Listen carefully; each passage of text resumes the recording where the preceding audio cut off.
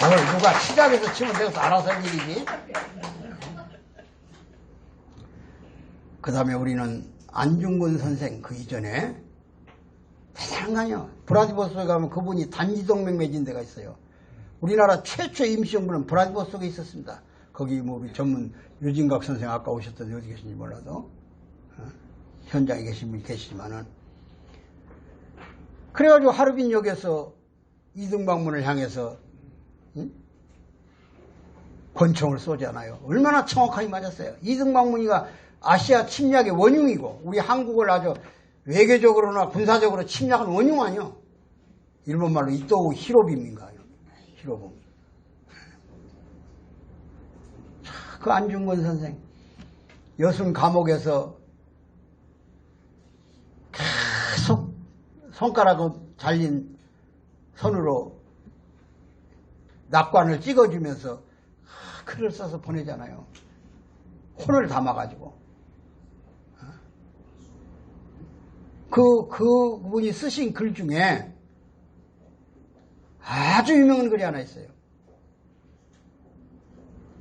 이익을 보거든, 과감히 뿌리치고, 의를 보거든, 목숨을 던져라. 결리, 사의, 결의, 수명, 그런 말이 있어요. 이익을 보거든, 뿌리치고, 정의를 보거든, 목숨을 던져라. 기가 막힌 말이잖아요. 뭐, 그 간수들 기록에 보면 수백 장을 썼대요. 국민의 정신을, 혼을 불러일으키려고. 근데 어느 날부터 갑자기 단지로 낙관을 찍던 것을 중지하고 노트를 하나 달아주었더니 글을 쓰더라고요. 글을. 책을 써요. 그래서 그 관방장이 간수한테 그 보고를 받고 그 감옥 지키는 책임자한테 보고를 받고 들여다보니까 책 제목이 동양평화론이야. 동양평화론. 응? 지금부터 한 110년 전에 동양평화를 그 전쟁터에서 일본의 그 제국주의적 근성이 참 아시아를 침략하고 세계로 뻗어나가는 그 와중에 감옥에서 동양평화를 논의하고 있더라 그런 얘기야 그 양반이. 그래서 자세히 읽어보니까 한국과 일본과 중국을 하나의 시장으로 만들어야 된다고 써놨어. 하나의 장터로. 그래서 서로 이민족 같지만은 뿌리가 같으니 서로 대화를 하면 당장에 정서적으로 한 나라인 것을 알게 될 것이다. 이런 말을 써있다 이게. 놀라운 얘기다 그 말이야. 발상 자체가. 그러면서 화폐를 단일화하고 은행을 공동으로 만들라고 그랬다. 이 경제적 통합을 얘기했다 이그때. 그래서 일본 본국에다 하려고 하는 거야. 큰일 날 놈이 있다고. 빨리 없애버려야 되겠다고. 지금 일본은 군국주의를 앞세워가지고 물리적 힘으로 아시아를 석권에 들어가는 파인데 평화를 얘기해. 시장을 함께 만들자는 거야. 화폐를 단일화하자는 거야. 물건을 사고 팔다 보면 정감이 오고 간다는 거야. 시골 장터처럼. 시골 장터에 원래부터 알았냐 이게 모르는 사람이 물건 흥정하다 보면 서로 알게 되고 그냥 아주머니하고 아저씨하고 이렇게 통하듯이 이렇게 만들어야 평화가 온다는 거야. 얼마나 기가 막힌 얘기야.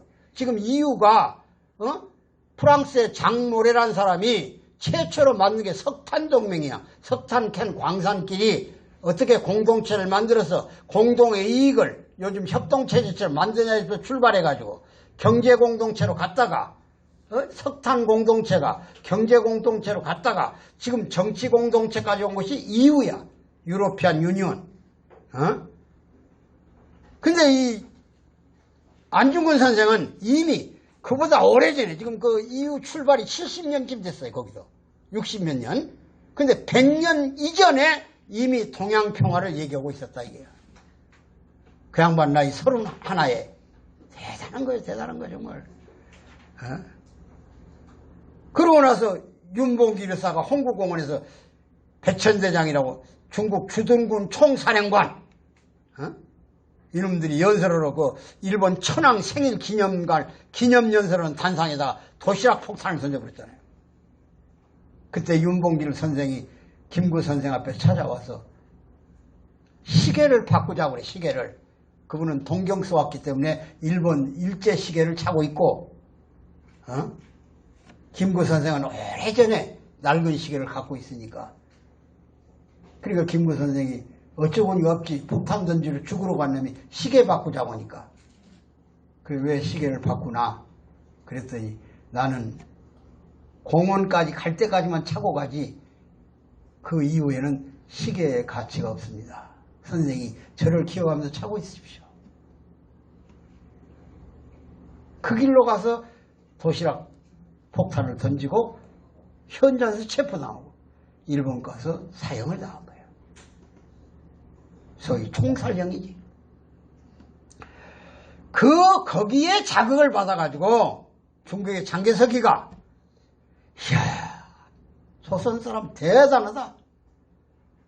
인구 2천만 밖에 안 되는 조선에서 안중근이 나오고 윤봉길이 나오고 이봉창이 나오고 유관순이 나오고 계속 나오는데 4억 2천만의 중국에는 한 놈의 새끼도 왜 안 나오냐 이러고 돌아다니겠어. 창피해 죽겠다고. 그래서 임시정부를 인정하기 시작한 거야. 그 임시정부 이제 이동 통로입니다. 얼마나 일본군이 집요하게 쫓아다녔으면 상해에서부터 도망다니면서 충칭까지 가꿨어죠. 이동 경로야. 그냥 갖다 박아놓은 게 아니야 내가. 보따리 들고 밥을 굶으면서 조국의 정부를 나라를 대신한다는 임시정부. 그 안에서 얼마나 또 갈등이 심했겠어. 파벌이 심해. 우리나라는 이 파벌 때문에 망한다니까요. 그때도 그냥 나라 안에서, 왜냐면 그때가 러시아 혁명 때잖아요. 그러니까 러시아 혁명에 영향을 받은 사회주의자들이 소위 그 당시 사회를 지배하는 인테리들이야. 인테리 지식인들. 그러니까 사회주의를 모르면 사람 속에 못 끼어. 그 거기서 이동희 장군처럼 러시아에서 자금을 받아 독립운동을 하자고 아주 공개적으로 주장하는 거야. 그래서 그 독립운동은 임시정부의 구성원 속에 좌파 우파 갈라진 거야. 그때도. 그중에 가장 합리적이고 이상적으로 독립운동을 추구하려고 했던 사람이 이승만이야. 그러니까 그 사람들 눈에는 이승만은 가시지. 왜? 지금 얼마나 나라가 초급하고 위기가 계속 오는데 거기서 미국 의회를 설득해야 된다니, 여론전을 해야 된다니, 이런 합리적 미래지향적 사고를 내놓으니까 이승만을 가만 놔뒀겠어?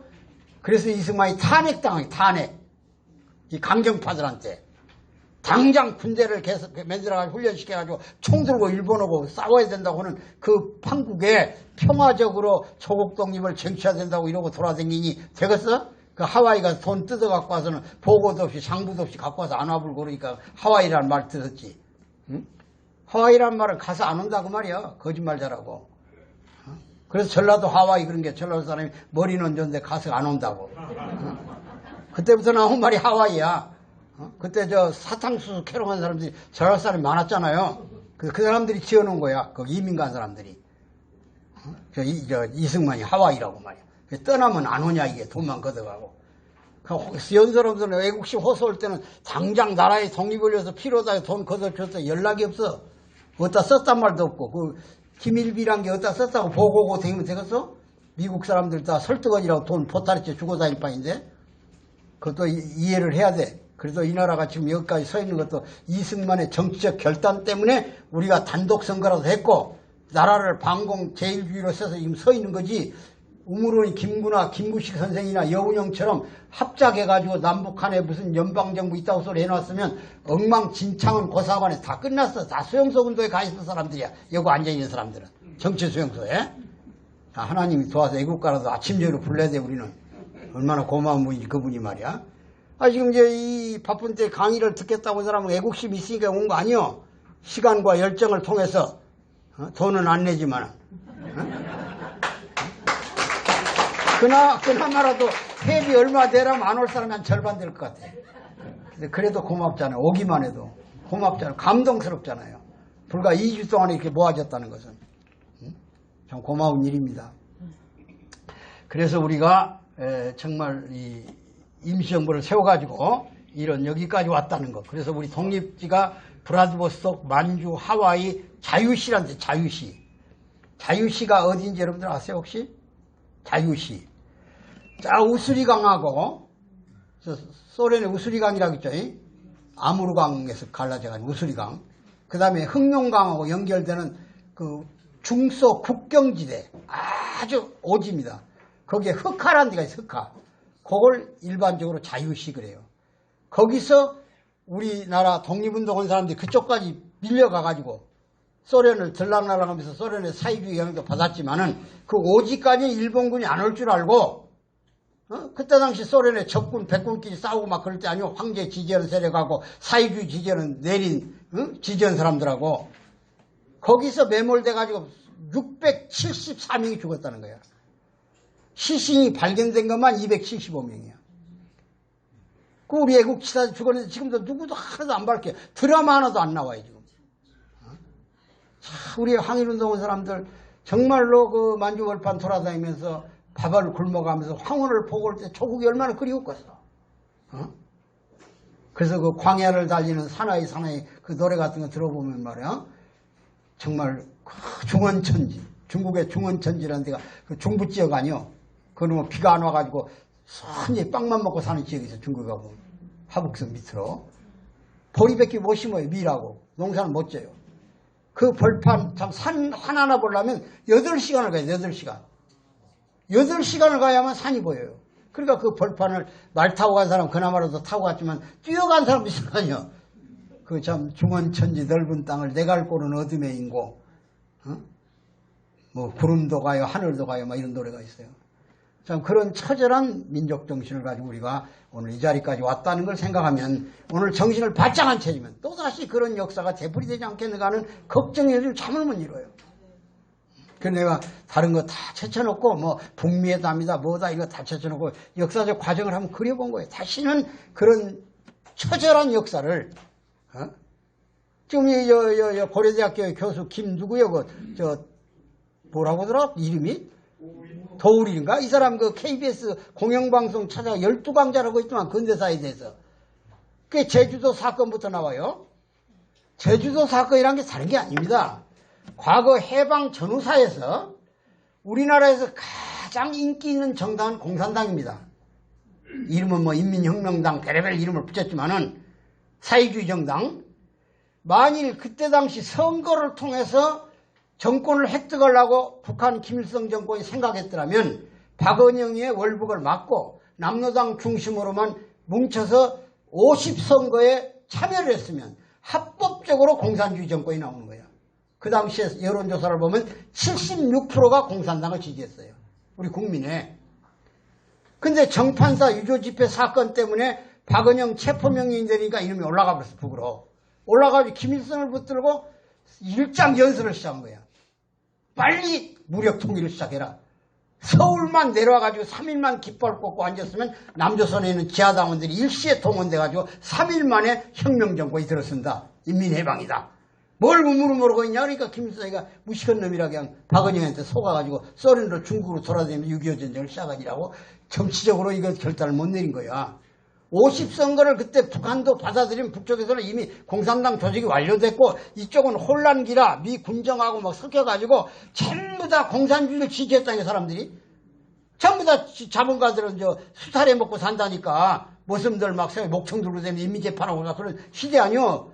그때 제주도는 육지로부터 떨어져 있으니까 공산주의 조직에 대해서 체포나 이런 것이 없었다고 그래 거의. 그 지하에 잠복해가지고 쭈그리고 앉았다가 이승만이 50선거를 받아들면서 단독선거한다니까 단독선거를 반대하는 정치적 투쟁을 시작한 거예요. 그 사람들이. 이걸 경찰병력 갖고 막다가 경찰이 포위를 당해가지고 파출소가 불질러주고 무기를 떨리고 그러니까 정부가 이제 보고를 받고 불안해지니까 서북청년단 북한에서 넘어온 강한 소위 막 강경파들이 있어요. 청년들. 요 사람들 거기다 풀어버렸어. 야물게 잡아라고 말이야. 우리 월남에 가서 무섭게 해야만 배트공들이 벌벌 떨고 안 다니면서 동네 하나를 싹 불질러버리고 막 그런 일 있잖아요. 우리 파병 월남에 간 군인들이. 그래서 월남에 지금 가보면요. 그 동네에다 비문을 써놔서 한국 사람은 쳐다만 봐도 여기를 못 보게 해라. 아주 한국 사람 무섭다는 게 뭐. 그런 지역이 있어요. 월남에도. 그런데 이제 이러다 보니까 이제 밤에는 빨치산이고 낮에는 자유민이야. 살라니까. 밤에는 인민공화국이 와버리니까 거기서 자기가 반공 임원 이런 말 할 수 있었는데 그 따라다니면서 막 심부름도 하고 이렇게 식명하다가 낮에 되면 경찰이 또 집에 오니까 군인이 왔다 갔다 옆쪽에 달라붙고 이러다가 수많은 희생이 당한 거야. 그래서 일본으로 도망가고 그래서 그게 제주 사건이 진실이야. 그러면 그 사건이 왜 일어났고 왜 이런 현상이 일어나냐에 대한 설명은 잘 빼버리고 그냥 주민이 양민이 죽었다니 막 무자백에 막 입에다가 막 죽창을 찔러 죽였다니 산모를 데려다 죽였다 이런 것만 표현을 해놓으면 이 젊은 애들이 역사 교육을 배울 때 어떤 생각을 하겠냐고 말이야. 어?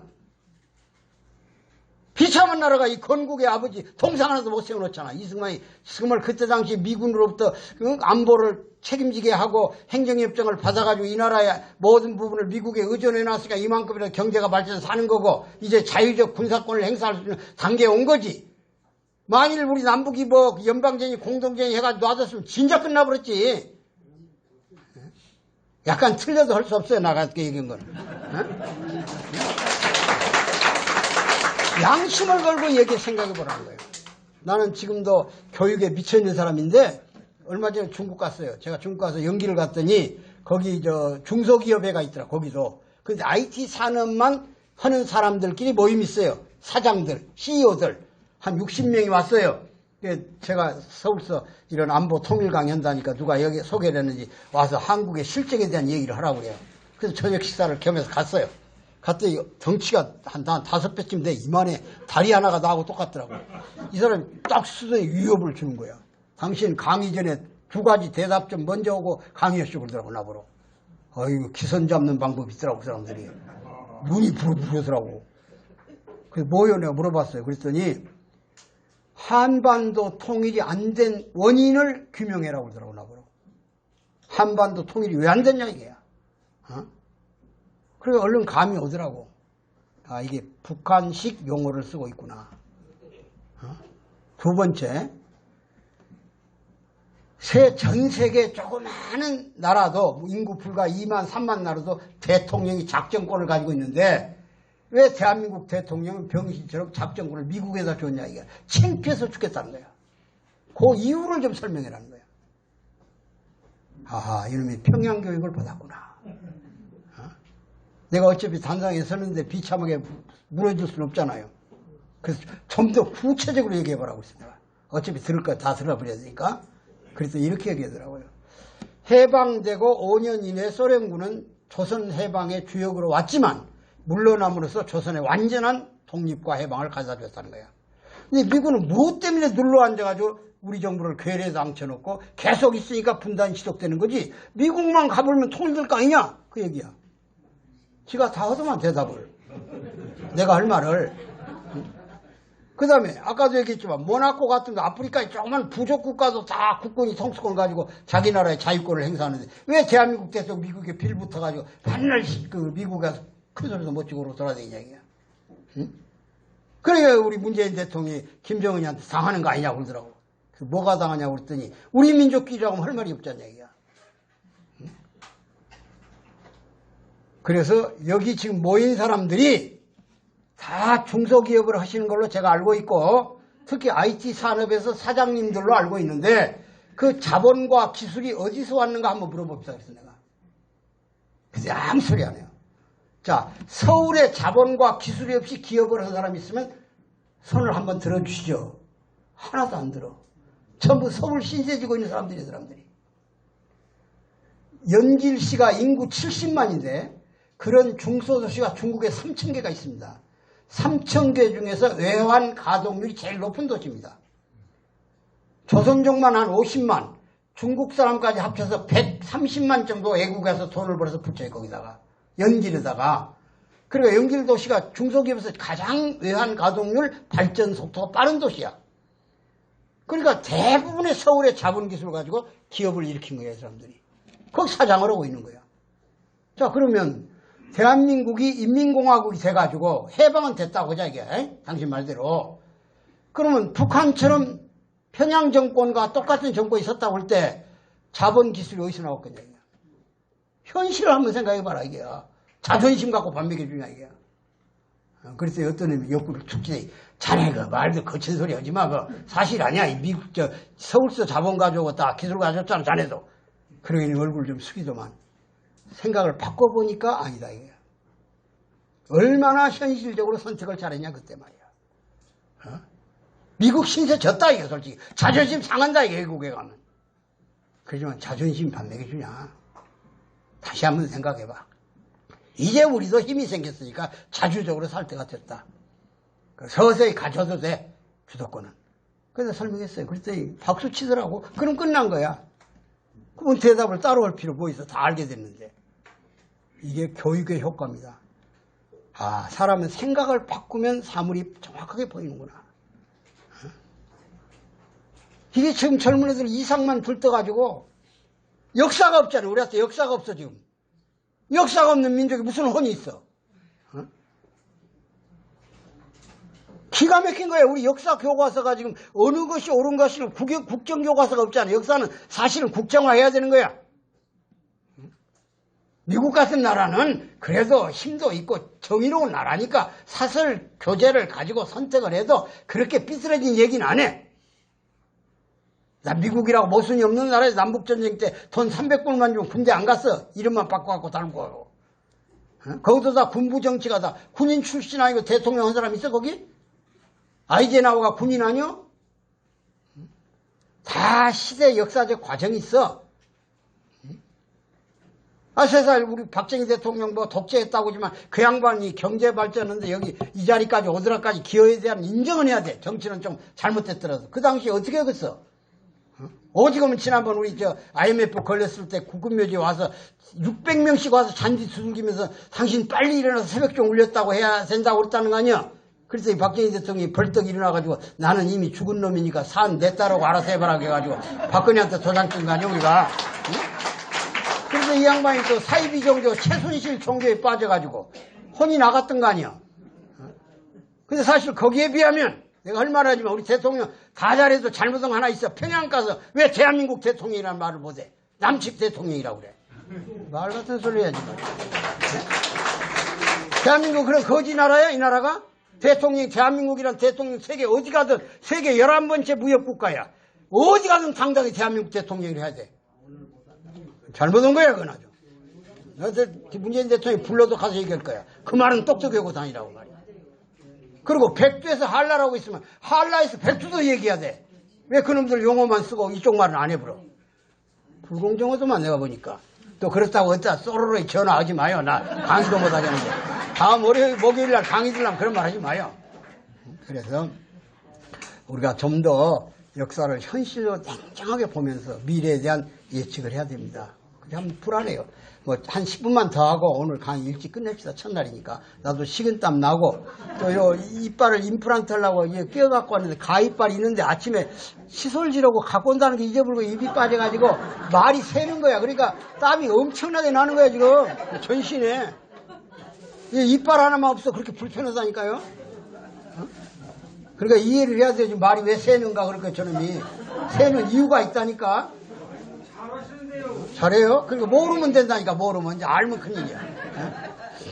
자, 그래서 우리가 결론은 이제 가장 남북 관계에서 핵심은 핵 문제입니다. 핵 문제의 답은 간단해요. 핵 확산이냐 억지냐 둘 중에 하나 선택하면 되는 거예요. 핵 대 핵으로 가면 돼. 그러니까 이미 국제 정치학자들 중에는 핵은 핵으로밖에 막을 수 없다는 정치학자들이 많아요. 세이머 교수 같은 사람 중심으로. 근데 대부분의 80%는 핵은 핵으로밖에 못 막는다는 거예요. 이걸 핵 확산 정책이라고 해요. 자, 일본도 가지고, 한국도 가지고, 미국도 가지고, 꼼짝 못 하는 거야, 다. 요걸, 우리 김도환 선생님이 여기 계십니다만, 옛날에 제가 강의 들어보니까, 오수부동론이라는 말을 하더라고요. 오수부동론. 오수부동론. 요 5마리 짐승이 한 울타리 안에 들어오면 어느 놈도 꼼짝 못 한다는 거예요. 그러면요, 생쥐, 한국이죠. 그 다음에 고양이, 일본이죠. 그 다음에 호랑이, 미국이죠. 그 다음에 사자, 중국이죠. 그 다음에 곰, 러시아입니다. 이 5마리가 울타리 안에 들어와 버리면 깜짝 못한대, 5마리가. 왜 그러냐? 이 생쥐는 고양이 앞에 깜짝 못하잖아요. 근데 고양이도 호랑이가 나타나면 깜짝 못해요. 근데 호랑이가 사자 앞에는 깜짝 못합니다. 사자는 호랑이 아버지니까. 근데 사자도 코끼리가 나타나면 조용해요. 눈만 꿍꿍. 밟아버리면 끝나니까. 근데 이거 6톤 나가는 코끼리가 생쥐만 나타나면 비상사태 돌입하는 거예요. 코를 땅에다 딱 박고 눈만 부르고 있는 거예요. 코끼리는 코로 숨 쉬잖아요. 생쥐가 코를 막아버리면 뻗어버린다, 지금. 그러니까 요 주변 국가가 똑같이 원자탄을 가져버리면 핵전쟁은 안 난다. 그런 이론이 확산 이론이야. 핵 확산 이론. 그런데 억지 이론은 결국 핵을 가지고도 모험적 전쟁이 일어났을 때 책임을 누가 질 거냐 그런 얘기야. 핵을 관리한 놈이 성질 못된 놈은 너 죽고 나 죽고 해버린다는 거야. 이성을 가진 놈 같으면 컨트롤이 되는데 김정희 같은 막갑하죠. 이러면 그냥 성질 난 김에 써버린다 이게야. 무릎 꿇고 황복호는 써버린다 이게. 그러면 수습이 안 된다 그러니까 핵은 어차피 억제돼야 된다는 이론이 국제적으로 있어요. 그 국제정책에 나오는 얘기입니다. 그런데 지금 미국이 생각하는 전략은 간단합니다. 적어도 북한의 핵은 적정선에서 인정해 줄 수밖에 없고 만약 리스트를 다 내놓는다 해서 그거 숨길 수가 없어요. 아주 찾을 수가 없어요. 머릿속에 있는 핵 프로그램을 어떻게 찾아내겠어. 또 북한이 막상 그 정치 수용소 같은 데 숨겨놔버리면 그건 북한 정부가 어디를 사찰해라고 하면 사찰하지 임의로 해도 그런 특정 지역은 못 가는 거예요. IAEA나 그 NPT 국가들이 들어갈 수가 없어요. 그러니까 그 핵은 잠정적으로 인정되는데 핵을 없다고 한 사람이 쓸 수는 없다는 게 국제적 보복이 있으니까.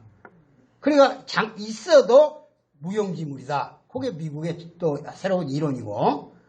그러니까 자기가 리스트를 내놓고 이걸 파괴하겠다 해서 단계적으로 파괴해서 파괴한 데까지 파괴하고 남은 것까지는 못 찾아낸다. 핵기술자가 북한에만 한 15,000명 있어요. 이걸 다 이전시켜서 직업 주어가지고 안전하게 살 수가 없다 이거야. 그러니까 트럼프가 영구적으로 대통령 하는 것도 아니고 앞으로 한 번 더만 6년 더 하는데 그 동안만 미국을 위협하거나 미국 트럼프 정책의 비핵화에 순응하는 척만 해라. 이게 미국 정책이야. 다만 나는 북한 핵 그걸 가지고 재선하는데 최고의 무기로 써먹겠다. 그러니까 재선을 한 2달 앞두고 미국을 공격을 쓰는 화성 15라고는 장거리 미사일 ICBM 그거 지금 10개 있다니까 요걸 실어다 네바다 사막에다 갖다 놓으면 재선은 틀림없다 이거야. 요거 이제 정치적 계산이야 트럼프에. 그러니까 지금 뭐 완전 뭐 불가역적으로 뭐 완전히 없애버리고 이건 정치적 용어지 절대로 다 없애려고 하는 건 아니야. 왜? 적당량의 동북아에는 긴장이 고조돼야 된다고 하는 게 미국 정책입니다. 그러려면 북한의 위협적 존재로서 존재해야 된다는 북한이. 그래야 주변 국가들이 뭐 아침 저녁으로 미국한테 문안 전화가 와. 형님 새로운 무기 있으면 나부터 주시오. 돈은 얼마든지 달란 대로 주겠습니다. 그러는 거야. 그러니까 우리 이번에 우리 문재인 대통령 미국 가가지고 정상회담 다 갔잖아요. 가서 2분 만났잖아요. 정상적으로. 만났는데도 트럼프가 와서 들고 다니는 얘기는 뭐예요? 무기만 10억 불어치를 사가기로 했다는 거예요. 그러니까 이것도 약속 지켜야 할 거 아니에요. 안 지키면 무역보복이 들어와 버려. 이거 적은 나라는 꼼짝없는. 그러니까 항상 북한의 긴장과 위기가 조성돼야 한국, 일본, 대만, 필리핀 이런 나라들이 미국으로 문안전화 형님 우산 잘 씌워줘야지 그 거대가불 비 맞으니까 큰일 난다고. 이것이 미국의 방산산업이고 국가경제를 운영하는 최고의 국가 이익이야, 이익. 그러니까 절대로 북한의 핵을 완전 없애지는 않습니다. 이게 이제 미국 정책이고, 중국도 똑같아. 중국도 북한이 미국을 향해서 계속 지도돼야 내치가 돼, 내치. 등소평이 장기 집권, 아주 시진핑이. 그 다음에 중국 꿈을 실현한다고 해가지고 1대1로를 성공시켜서 중국 예하의 새로운 문명을 만들겠다는 거 아니야. 과거에 3000년 전 황하 문명을. 이게 대중국이야. 그러면 중국은 나라가 크기 때문에 중국민이 요구하는 전체 자유를 줄 수가 없다는 거예요. 그 자유 중에서 제한될 수밖에 없는 자유가 몇 개 있어요. 첫째가 정치 자유, 두 번째가 신앙 자유, 세 번째가 언론 자유, 네 번째가 소수민족 분리독립 자유. 이건 안 된다 이거야. 이것을 준원한 중국은 분열되면서 국제적으로 힘을 못 쓴다 이거야. 그러니까 어느 단계까지 너희들이 참아둘라. 이게 이제 시진핑의 요구입니다. 그래서 내가 장기 집권을 해가려고 한다. 그 꿈을 실현하려고. 그래서 트럼프의 미국만을 위한 미국하고 세계를 향한 중국의 새로운 문명하고 만난 것이 지금 패권 경쟁이고 역사적 용어로는 문명 충돌을 그러는 거예요. 유교적 가치하고 기독교적 가치가 충돌하고 있는 거죠. 이 속에 우리가 들어있는 거지. 남북이. 그러니까 요 게임을 어떤 쪽으로 끝낼런지는 두고 봐야 돼요. 지금 많은 정치학자들은 이 무역 전쟁이, 무역 갈등이 고도로 첨화되면 전쟁으로 갈 수밖에 없대요. 어느 부분에선 국지적 전쟁을 해서라도 그걸로 마무리가 되지 무역과 무역으로 해결이 안 된다는 거예요. 이게 소위 요즘 말하는 그레이엄 앨리슨이라는 허버드 대학 교수가 쓴 시중에 책이 있어요. 예정된 전쟁. 이 투키데스의 함정이라고는 과거 아테네 시대에 플라톤 시대죠. 그때 시대에 투키데스라는 그 장군이 쓴 전략서가 있어요. 왜 전쟁이 나냐? 어떤 국가가 패권을 가지고 유지를 해가다가 새로운 신흥 제국이 나타난다는 거야. 그래서 대결을 하면 기존의 제국은 두려움을 느낀다. 두려움. 그래서 새로 나타나는 제국을 군사적으로 공격한다는 거야. 지고 이기고는 그 다음 문제고. 그것을 역사적으로 쫙 밝힌 책이 예정된 전쟁이야. 에리슨이라는 사람은 써서 서점에 가면 있어요. 작년에 썼어. 재작년에 2017년 말에. 그거 밤잠 안 자고 읽어봐야 돼. 시국을 좀 논하려면. 거기 보면 미국 무역전쟁 오늘 일어날 일을 그대로 써놨어. 결국 이것이 통화 조작국까지 갈 겁니다. 환율 조작. 중국의 돈의 가치를 높이는 거예요. 중국 물건이 싸게 들어오니까 이걸 높여가지고 미국의 물가를 잡아보려고. 그러면서 사이버 전쟁을 할 때 드론을 띄워가지고 중요 전략기지를 미국이 공격해버린 거예요. 중국을 먼저. 드론은 국적이 없으니까 어디서 누가 보낸지 몰라. 그거 판다는데 몇 년씩 걸린다는 거야. 근데 중국도 높은 단위의 그 정찰 능력이 있어가지고 화웨이가 세계 최고의 통신회사잖아요. 이미 이게 미국 거랑을 안다는 거야. 이미 중국이 갖고 있다는 그 정보를. 미국이 드론 전략을 쓴다는 걸. 그래서 결국은 소규모의 전쟁이 남중국에서 터지든 한반도 터지든 터질 수밖에 없다는 거예요. 그래서 한동안 싸우다가 수습 국면에 들어갈 거다. 그래서 문명의 쟁패를 넘을 것이다. 이렇게 지금 말하고 있어요. 그러니까 상당히 잠이 안 오는 거예요. 지금 한반도가. 뭐 그날부터 고래등에 새우등 터진다고 이것들을 싸우면 우리는 가만히 있어도 터지게 돼 있어. 지금 벌써 오늘 신문 보니까 중국이 히토류 전쟁을 시작하더만.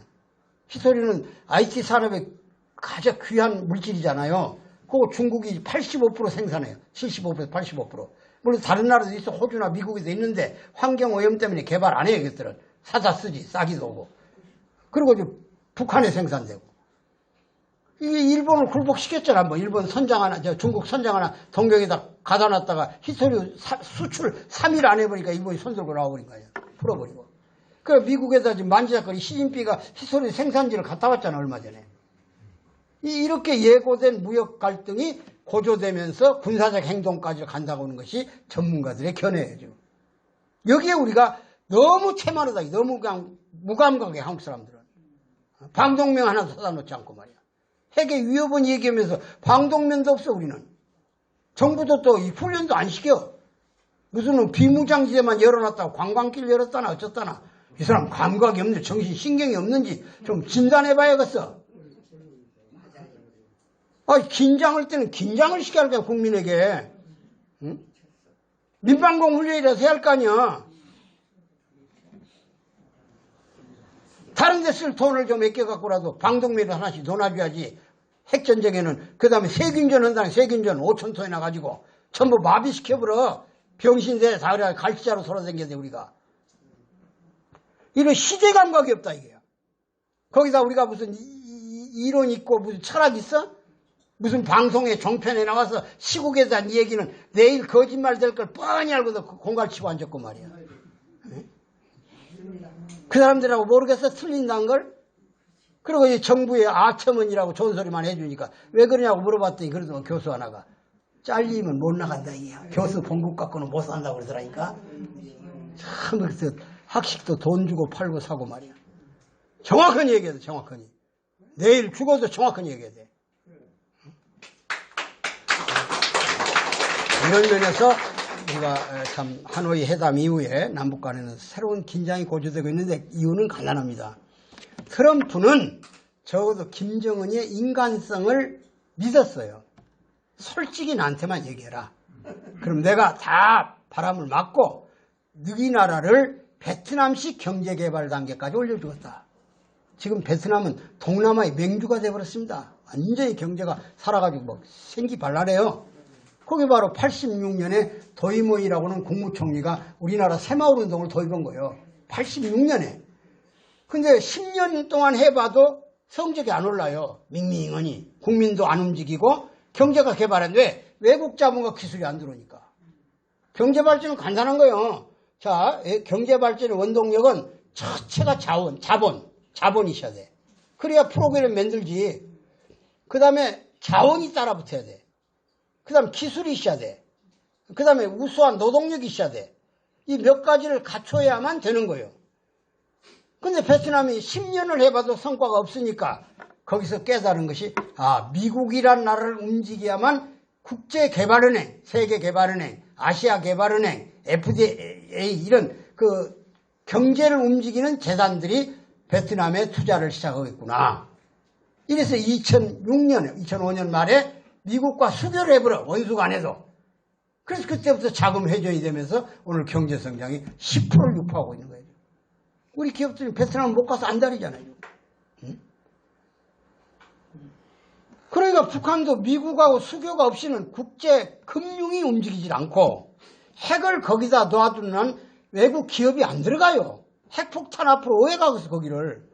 내가 단동서 그 중국 땅을 압록강 천지를 중국 쪽에다가 많이 주는 조건으로 중국이 내륙 지방을 북한에다 활해준 땅이 하나 있어요. 삼강평야라고 중국 내륙을 줬어요.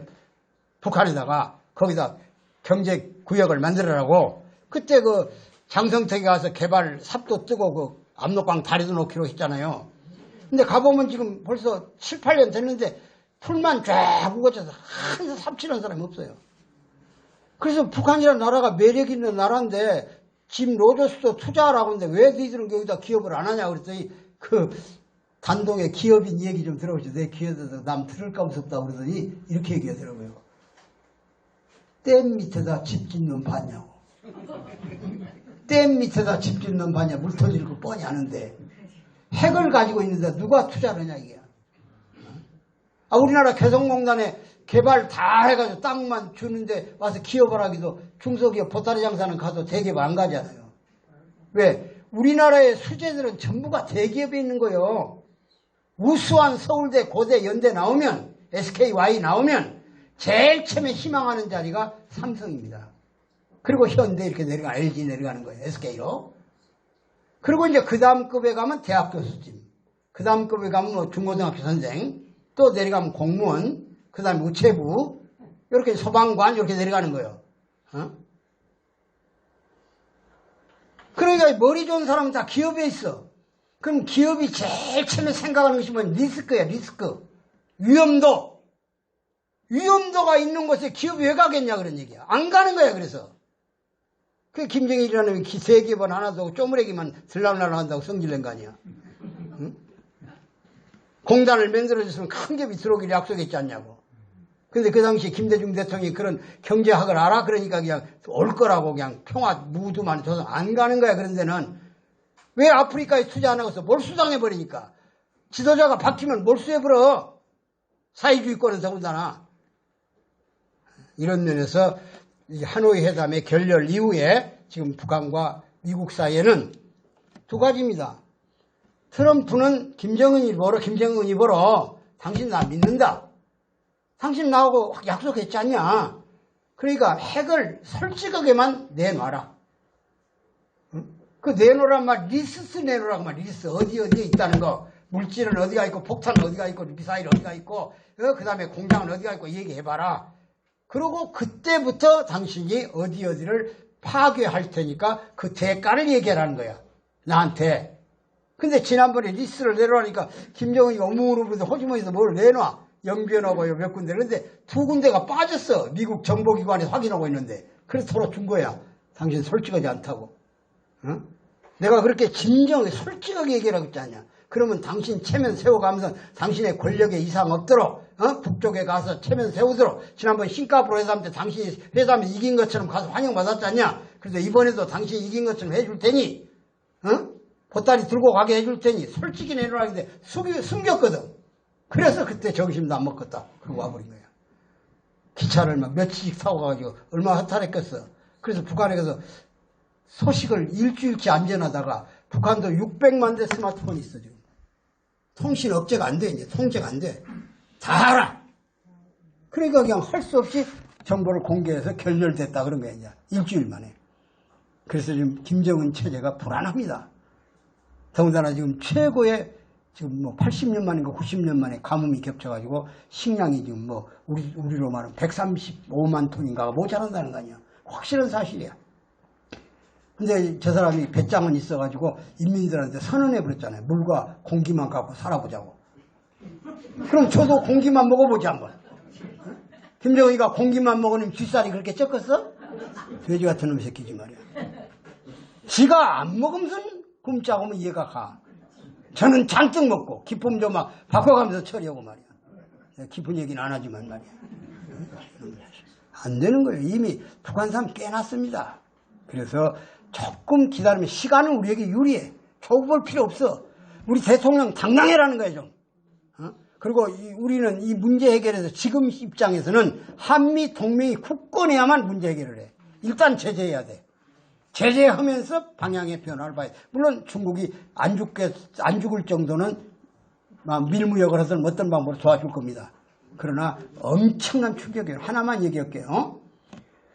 2016년에 북한하고 중국 사이의 광산물 무역이 27억 3천만 불입니다. 근데 18년에 얼마로 떨어졌냐? 2억 1천만 불로. 10분도 더 떨어져 버렸다. 경제 지표가 2016년 북한에서 말리마 운동을 했어. 천리마 갖고는 안 된다고. 그래가지고 경제성장이 당군 이래, 북한 권력 생긴 이래 3.8% 성장했어요. 근데 그 다음에 제재가 가속됐죠. 2016년 말부터, 10월부터. 그래가지고 2017년에 마이너스 3.5%, 2018년 작년에 5% 마이너스 성장했습니다.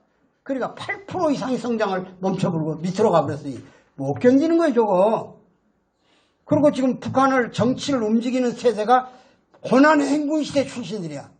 과거 90년 중반기부터 후반기까지 배고파가지고 300만 굶어 죽던 때 어린애들이, 청년들이 지금 정치 전면에 나와버렸어요. 이것들은 돈이 하나님이야, 돈이. 그래서 전국 장터에 가서 돈주가 된 거야, 이것들이. 돈주. 장마당을 움직이는 돈 빌려주고 높은 이자 받은 놈. 매대 깔아주고 텃세 받아간 놈. 그 다음에 장마당 깔아주고 앉아서 종일 장사하면 20%만 주고 나머지 걷어가는 이것들이 돈주야. 이것들은 아파트 투자까지 해. 지금 평양의 아파트가 33평에 한국 돈 1억 3천만 원 가다가 평양 변두리에 지금 7천만 원으로 떨어져 버렸어. 충격적 사건입니다. 자, 북한 달러가 1불에 북한 돈으로 106원이야. 1불 교환이 정식 화폐 환율로 우리 1120원 어득시. 근데 지금 북한에서 얼마 치냐? 1불에 북한 돈 8,000원으로 교환하는 거야. 8,000원으로. 몇 배요? 그런데 지금까지는 암거래로만 인정을 해서 그렇게. 유학 간데 돈 쓴다도 이런 데만 쓰는 걸로. 근데 놀랍게도 지금은 국영상점에서 북한의 국가백화점, 국영상점 여기서 공공연하게 7,000원씩 거래를 하고 있는 거야. 북한 돈은 종이 조각이 돼버렸다 그런 얘기야. 그래서 북한에서 가장 인기 있는 사람이 누구냐? 탈북자 가족. 탈북자는 달러를 만지고 중국 위안을 만지잖아요. 그러니까 눈이 뭘 갖고 사돈집 맺으려면 고고 누집인가 찾아다녀. 그래서 사돈이 됐지 않으면 둘이 귀 속에다 대고 탈북자가 몇이요? 이렇게 물어보는 거야.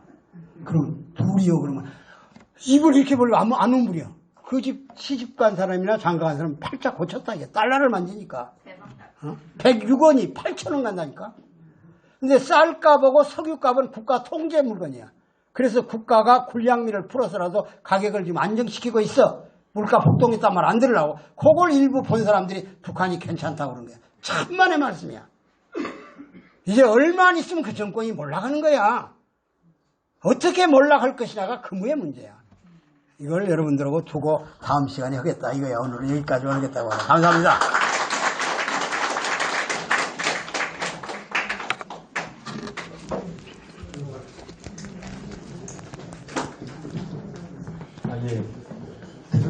들을수록 더 새로운 것 같습니다.